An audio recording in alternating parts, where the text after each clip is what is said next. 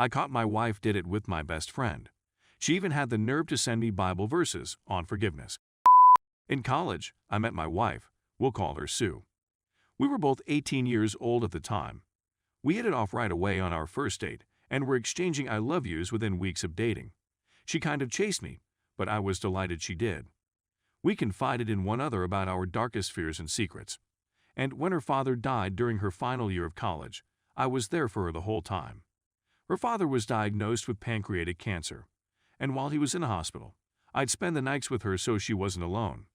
We made it through, and it was at that moment in time that our friendship was deepened. She said she didn't know what she'd done if I hadn't been there for her. She referred to me as her soulmate. I knew I was going to marry this lady, and I asked her to marry me approximately 2 years after we graduated. At the time, things couldn't have been better for me. I had married the lady of my dreams, had a well-paying job right after graduation, and both of our families adored us. My closest buddy, let's call him Dave, and I had what I believed was an unshakable sibling tie. We'd known each other since 3rd grade, and he was the brother I didn't have. He was also married and had relocated with his wife after she found a nice position at a large legal company. His wife died in a vehicle accident about a year ago, which shattered him. He later returned to our hometown, but he was never the same. I tried to be there for him, but he refused to interact with anybody. No one could comprehend the anguish he was through, so I asked my wife if she could speak to him, since she had also lost a loved one and thought Dave may be able to communicate better with someone who had gone through something similar. Yes, I realized now that this was a major error. We'd give him visits on a daily basis.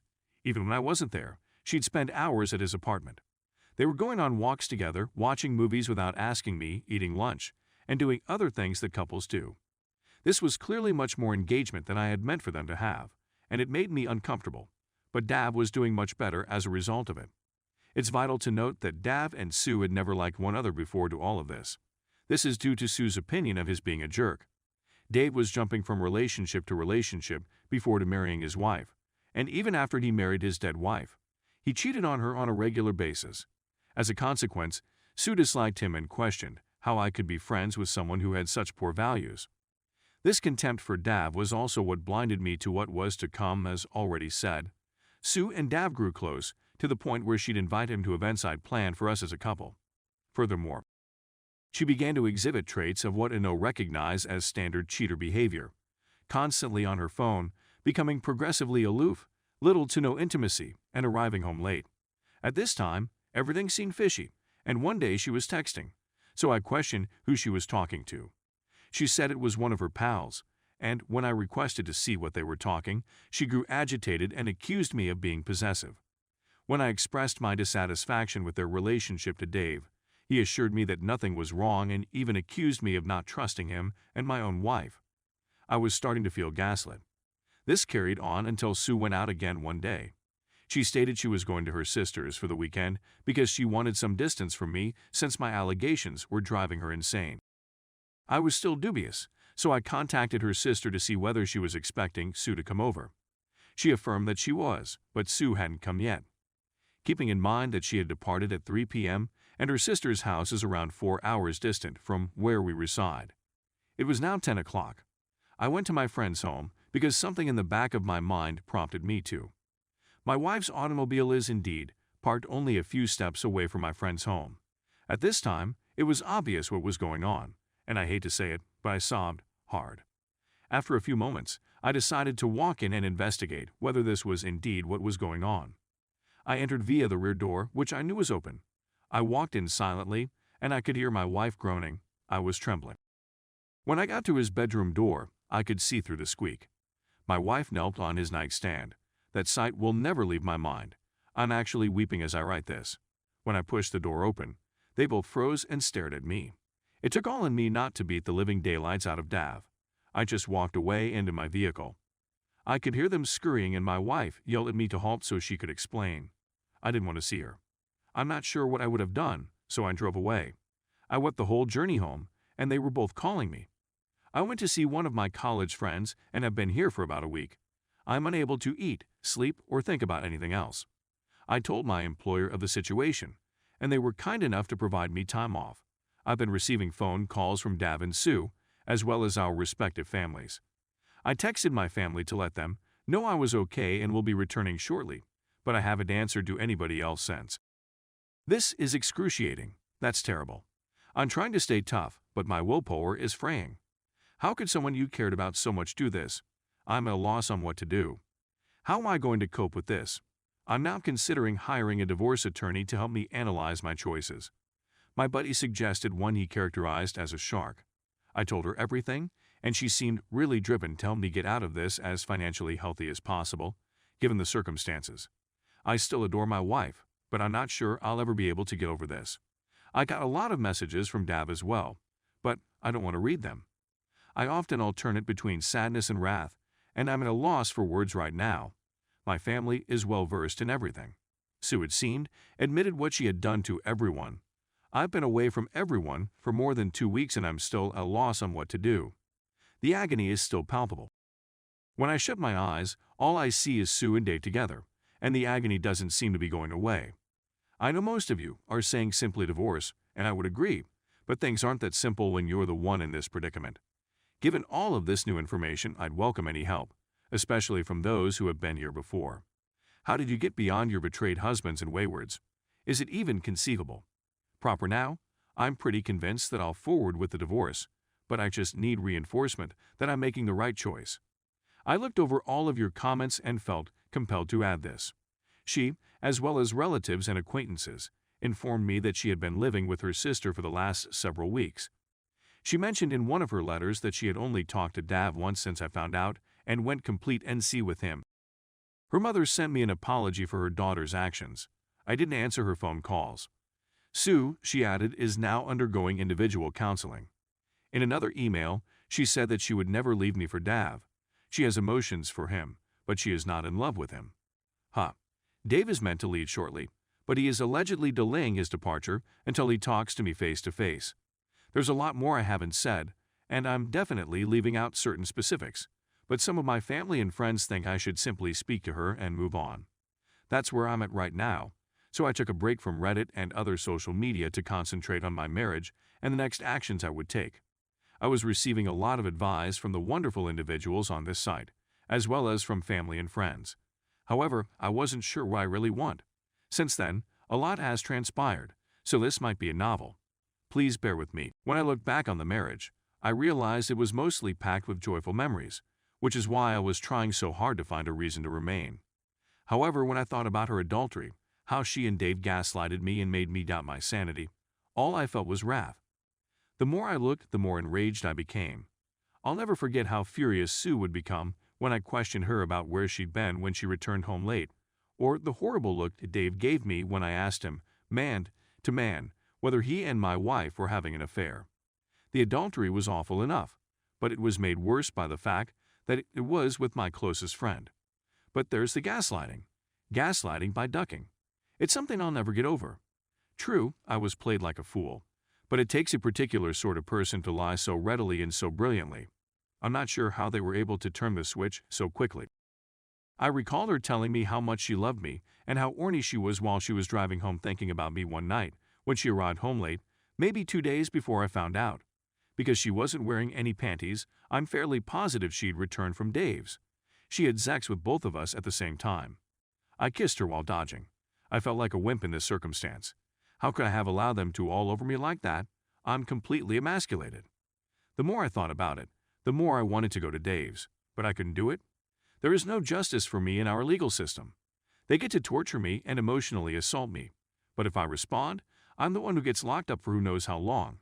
I discussed this with my lawyer, who advised me not to do something dumb.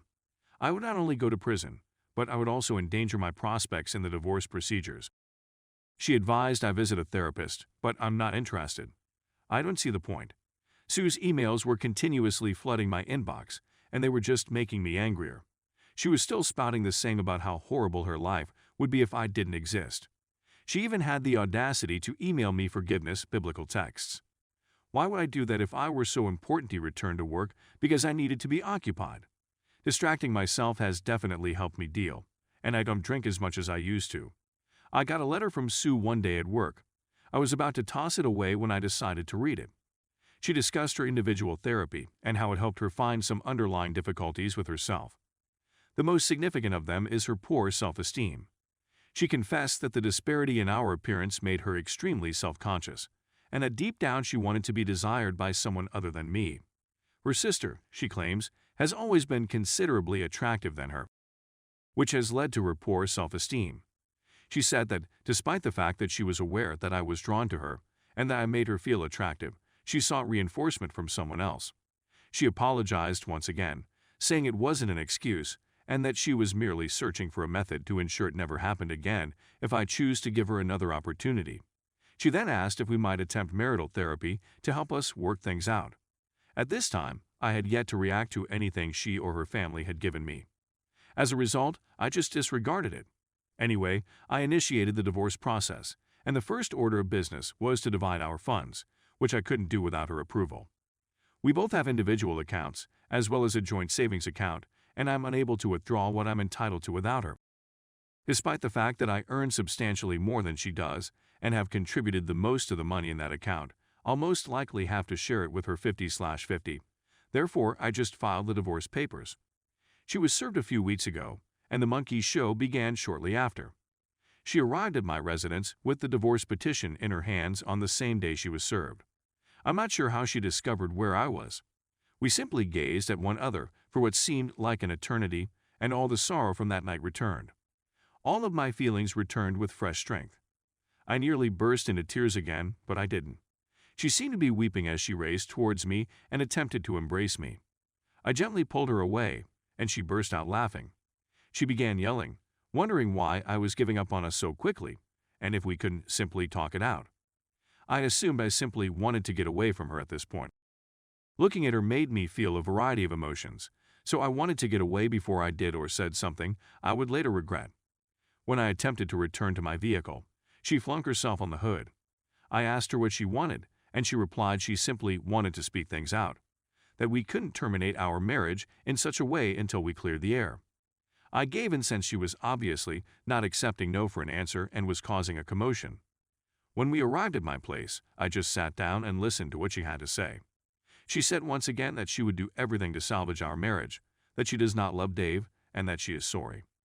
She said that she'd done some study on how we may proceed and proposed a trial separation. During this separation, she told me that I could date anybody I wanted, but that I should postpone the divorce to allow her the opportunity to restore our friendship and eventually our marriage. She proposed a one-sided open marriage in my favor, attempted to show me examples of other couples who had survived infidelity, and even recommended that we simply relocate to a new state or even a foreign country, just the two of us. That portion saddened me a little since we had spoken about relocating and raising a family not long before all of this occurred. When she was through, we simply sat there in quiet, staring at one another. I then inquired as to why. Why is he there? Why would she cheat on me with him and then return just after I caught her? When I posed these questions, she burst into tears. She said that she felt very bad even while doing the actions, but she didn't know how to stop. That she was so engrossed in the affair that he didn't consider the implications or what she would lose. She said that the therapy helped her understand that she would have cheated on me at some time, if not with Dave, then with someone else. This was meant to be due to the same underlying concerns that were making me uncomfortable. Then it sprang out.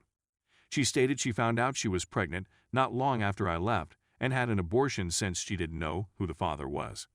She said that if it was Dave's, there would be no possibility for reconciliation, and she felt compelled to do it. What I was hearing was unbelievable. I was taken aback, and she began pleading with me not to let this be the end of our relationship. I just got numb. I requested her to go, but she pleaded with me to remain. That we still needed to chat, all of this pleading was just frustrating, especially in light of the news I had just learned. When I asked her how far along she was when she found out she was pregnant, she responded she was just a few weeks. Then it dawned on me.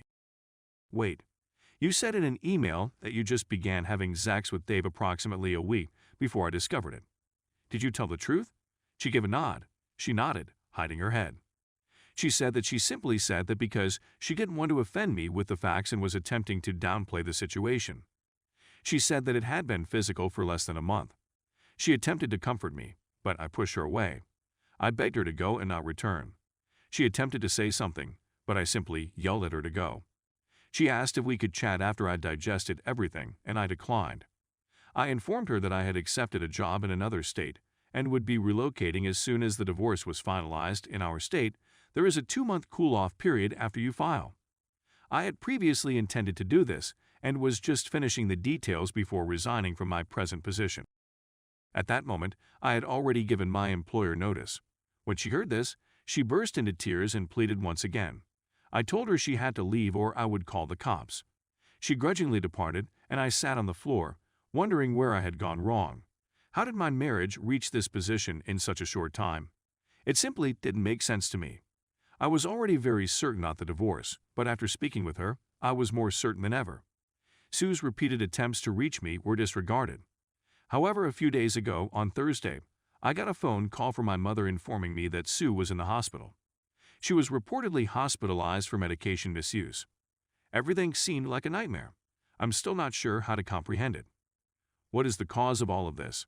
Sue seemed to be okay when I saw her at the hospital, but she had been sent to a psychiatric unit. That's where things stand right now.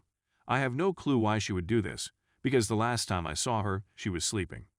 It aches because I still adore her, and I'm simply glad she's all right now. Given what's going on right now, I haven't been thinking about divorce. How do I even begin?